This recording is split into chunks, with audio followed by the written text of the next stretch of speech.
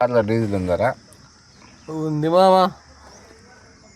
Petrol బంకులో కూడా diesel ఫుల్గా ఉంది. ఈ సోషల్ మీడియా వాళ్ళు బంకుల్లో డీజిల్ లేదు, డీజిల్ కొరత, పెట్రోల్ కొరత అని వీడియోలు చేసి పెడుతున్నారు సోషల్ మీడియాలో. అందుకని జనాలు కూడా గుంపులుగా పెట్రోల్ బంకులకు పోయి సస్తున్నారు. ఈ ఎండకు అలా సాగబాకండి. పెట్రోల్ బంకులో ఫుల్గా పెట్రోల్ డీజిల్ ఉంది.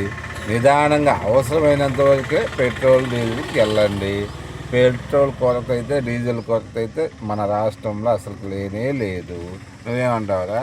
ఏంది మా ఈ సోషల్ మీడియా మాటలు విని 100 రూపాయలు డీజిల్ 120 రూపాయలు 130 రూపాయలు కొన్న బ్లాక్ లో. అది కొన్నా తెలిసింది ప్రతి ఒక్క పెట్రోల్ బంక్ లో డీజిల్ ఉంది. పెట్రోల్ బంక్ లో ఈజీగా డీజిల్ చాలా ఈజీగా దొరుకుతుంది. మీరైతే తొందరపడి కంగారు పడి గందరగోళం చేయకండి. సోషల్ మీడియాని అసలు నమ్మకండి.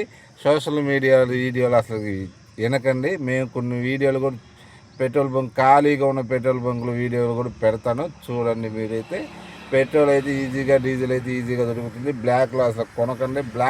బ్లాక్లో తెచ్చుకొని బ్లాక్లో చాలా దారుణంగా లీటరు ఎంత అమ్ముతున్నారా? లీటర్ మన ఊర్లో అయితే 150 రూపాయలు 200 కూడా అమ్ముతున్నారు. అదిగో, దయచేసి సోషల్ మీడియాని నమ్ముకొని మీరు పెట్రోల్ బంక్ లగెత్తకండి, పరిగెట్టకండి. నిదానంగా మీకు అవసరమైనంత వరకు పెట్రోల్ కొట్టించుకోండి, డీజిల్ కొట్టించుకోండి.